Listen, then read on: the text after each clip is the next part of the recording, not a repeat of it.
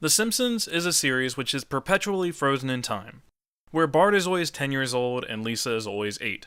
They're constantly in the 4th and 2nd grade respectively, and their father always works for the Springfield nuclear power plant.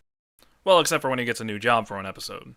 But he always goes right back to the old nuclear plant in the end. At the same time, there is continuity in the series, and things actually do change sometimes. Lisa becomes a vegetarian, Skinner and Edna start dating, Maud Flanders passes away. Then there's the real-world passage of time trickling in, like how they seem to live through the Bush, Clinton, Bush, and Obama presidencies.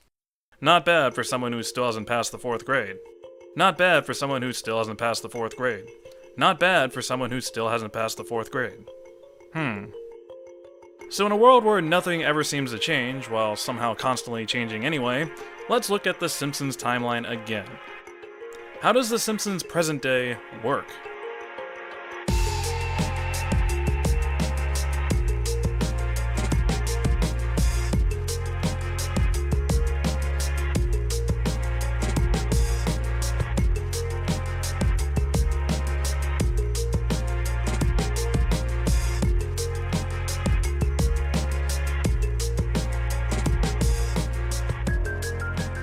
Let's talk about the status quo. The Simpsons love them some status quo. If The Simpsons could, it would marry the status quo. You might say, the status quo is The Simpsons and the status quo. No, that's too weird. The Simpsons and their love of keeping everything the same is the secret ingredient that keeps the show so long running. It keeps every episode relatively self-contained, and people can just jump in and jump out of the show whenever they want. It makes for good syndication as well. The Simpsons is most certainly not the only show that is set up that way. Plenty of other sitcoms employ similar strategies. The Simpsons is notable, however, because this strategy can create logical paradoxes over time, and the series' rather long-running length shines a light on some of these issues. What's funny about the Simpsons case is that they opened up these issues right from episode 1. Let's take a look at what I'm calling the Christmas paradox. I know Christmas is over, but we're going back. All the way back to 1989. Simpsons Roasting on Open Fire is the first Simpsons episode that aired. Over the years, they did several other Christmas episodes. Episodes that most certainly take place after Simpsons Roasting, but are implied to take place in that very same year. Simpsons Roasting on an Open Fire tells the story of when Bart was in the 4th grade and Lisa in the 2nd. That's what their Christmas pageant is about. Skinner explicitly tells us what grades they are in. They have no money in this episode for traditional presents, but then they get Santa's Little Helper in the end. Then we go to Marge Be Not Proud, a story set a few days before Christmas. We could say that in a linear timeline, Marge Be Not Proud happens, and then Simpsons Roasting later that same school year. However, this episode has Santa's Little Helper in it, which implies the story has to come after the first one. Maybe in the following year when Bart is theoretically 11 and in the theoretical 5th grade. Their ages and grades in school are never specifically mentioned, so it can at least be argued that the two episodes don't contradict each other. Nothing about Marge Be Not Proud locks them into a specific year. Our house of cards is wobbly, but it's still upright. For now. Then we get to Miracle on Evergreen Terrace, yet another Christmas episode that Santa's Little Helper is present for. So far it seems like things are going forward in time, and this is just another Christmas after the first two. The characters may or may not actually be aging, but from their point of view, they remember all 3 of these Christmases in consecutive order. Or maybe Marge Be Not Proud and this episode happened the same year. The problem is that Lisa is specifically shown to be in Miss Hoover's 2nd grade class in this episode. This is where things start to get a little weird. Grift of the Magi highlights this weirdness even more. In that episode, a corporation takes over the school and does secret focus testing on the kids. And Bart and Lisa are, once again, explicitly in the 2nd and 4th grade. So if we look at Simpsons Roasting on an Open Fire and Grift of the Magi side by side, we get 2 completely contradictory Christmases. In one episode, Skinner is hosting a Christmas pageant for the school. In the other, he is fired and a corporation is running things. In one episode, they're out late on Christmas Eve at a dog trek. In another, Homer is stealing funzos from under the tree. In fact, Santa's Little Helper isn't even in Grift of the Magi. The only thing these 2 episodes have in common is Homer dressing up like Santa. Okay, maybe they are kinda similar. The sheer fact that Bart and Lisa are in school creates a huge problem for The Simpsons from a continuity standpoint. These status quo shows with no character aging are so much easier when the kids aren't locked into grade school. Adults can just stay at their jobs forever and just tacitly repeat the same year without bringing attention to it. Kids can do the same thing, sure, but starts to get weird when they cycle around to the same school year again. Like, as another example, let's take a look at Bart graduating the 4th grade. In the first 8 seasons, this story was told 3 separate times, which is kind of hilarious. You'd think they would spread them out more.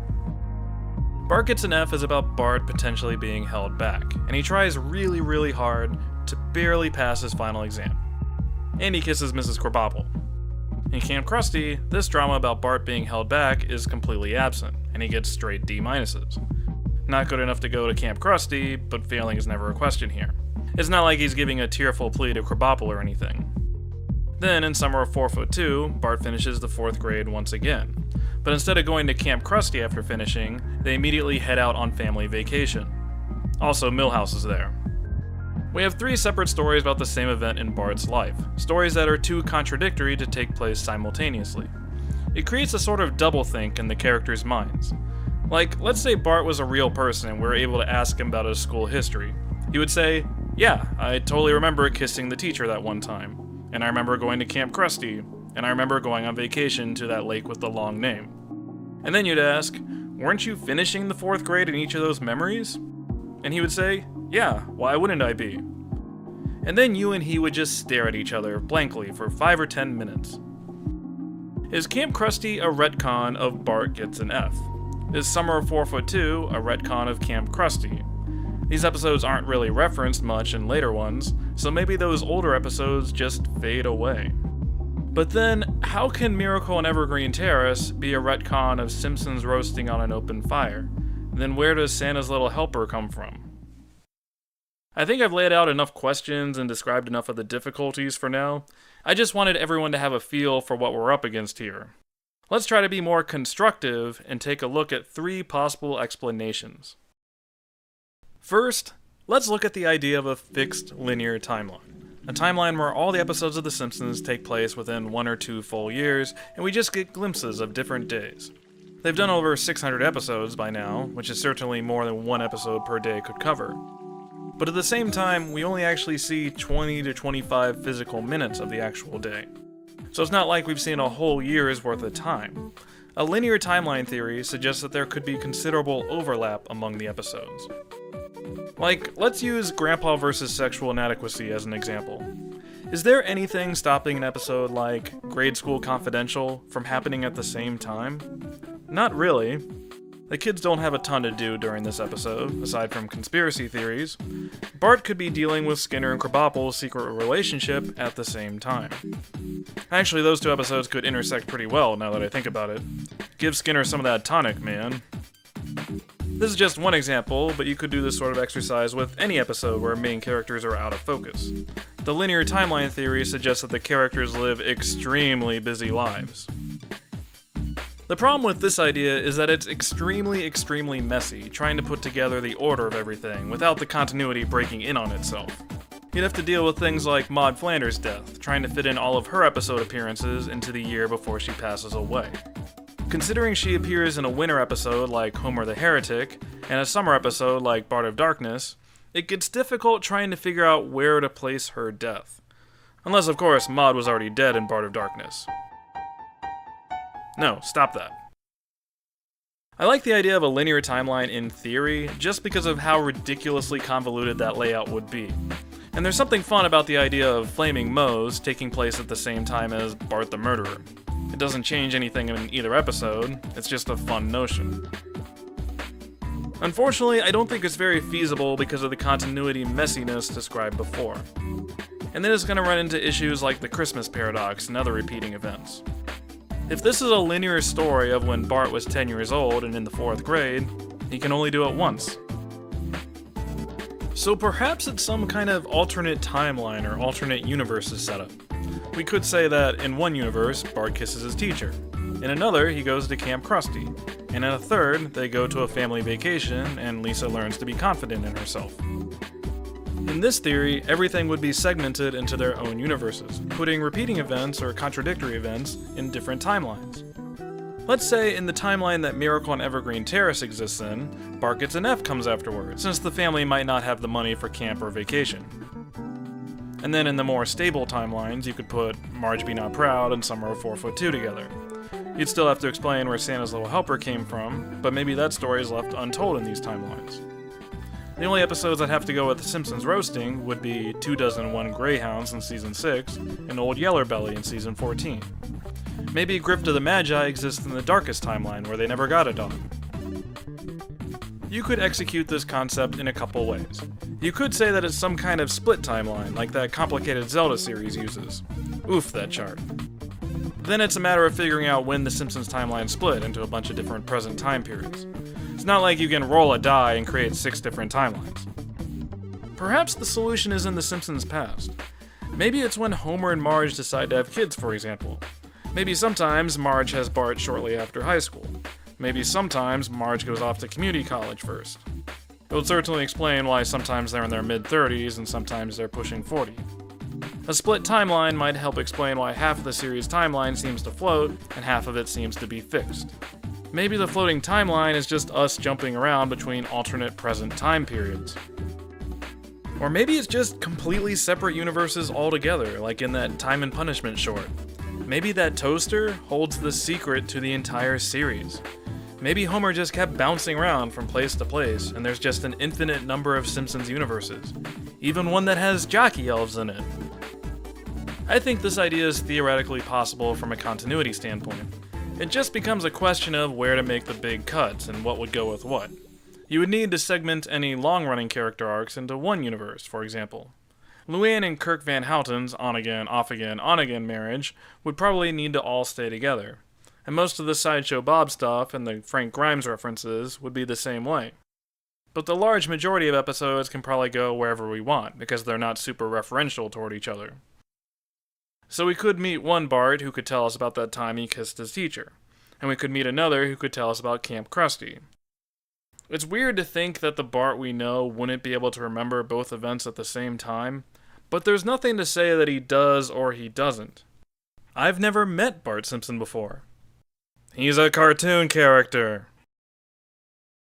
And last but not least, let's consider the idea that the Simpsons universe exists in what is described as comic book time. Comic book time is a setup in which the world does have continuity and new events continue to happen to the characters.